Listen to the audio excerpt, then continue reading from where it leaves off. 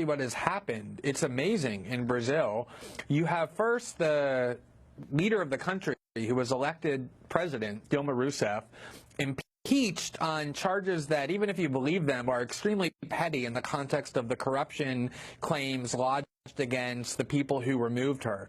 So you took out the elected president of PT, which severely harmed PT, and now you take the next PT candidate who was president and who likely will be president again, and you convict him on charges and make him ineligible to run for office for the next 20 years. It certainly looks like, whether, again, these claims are meritorious or not, that there is a real attempt to preclude the public from having the leaders that it wants, which are the leaders of PT. And at the same time that you have that going on, once Dilma was removed from office, you moved from a center-left government with PT to a center-right government with her successor, Michel Temer, who formed a coalition with the right-wing PSDB party.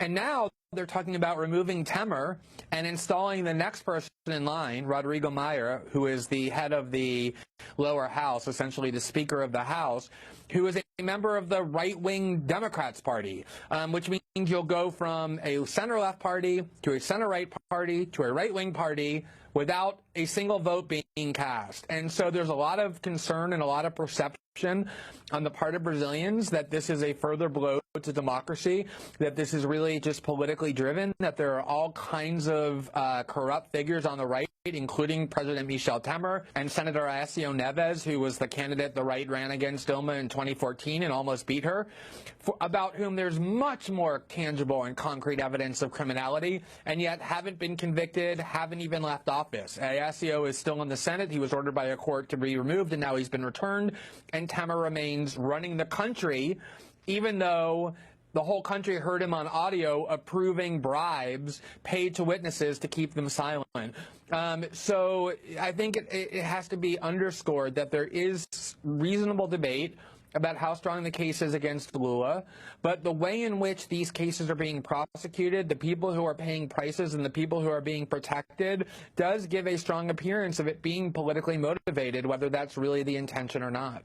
And Glenn, there have been reports that protesters or people came out on the streets yesterday following the conviction, both in support of the conviction and opposed to it.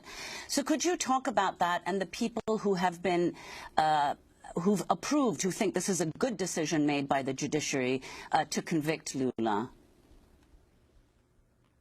Sure. So this goes back to the protest movements against Dilma, which the Brazilian media, which is a corporate media very much opposed to Dilma and very much in favor of impeachment, depicted it as this kind of uprising on the part of the people. And the reality was always much different. There is a huge segment of the population, primarily the wealthy, the oligarchs, the upper middle class, that dislike PT because of its socialist policies. PT has become much less socialist over the years. They've actually gotten into bed with some oligarchs, the way the Democratic Party has in the U.S., but they're still perceived as a socialist party, and compared to the right, they certainly oppose austerity more. They favor greater spending on social programs and the like. And so there is a segment of the country that hates PT on ideological grounds. And that is the segment of the population that has been trying to defeat PT at the ballot box for 16 years now and has failed to do so, that were out on the streets demanding Dilma's impeachment. The same people who wanted to beat her at the ballot box and failed then went to the streets to demand her impeachment, which is not surprising. And so the people who are out on the streets now demanding that Lula be imprisoned or celebrating his imprisonment are the people who have just always hated PT and hated Lula strictly on ideological grounds.